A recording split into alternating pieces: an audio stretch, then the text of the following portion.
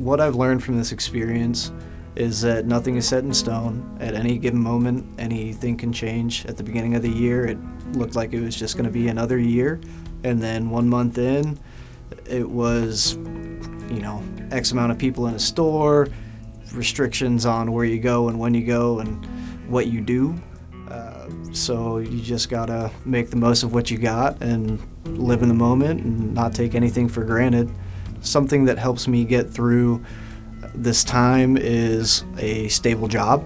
I know that I'm gonna be able to have my bills paid, unlike a lot of people in the same time, so I'm very grateful for that. Another thing is my family, my parents and my significant other. Me and my girlfriend take our dogs out almost every day to try and get some natural light and feel the breeze, but still keep our distance from everybody, and also it gets our dogs out. So words of wisdom that I have for fellow employees is hang in there.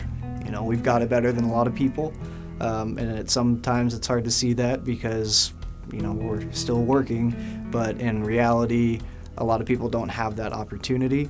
So you just gotta do what you came here to do and be grateful for every moment you're able to do that.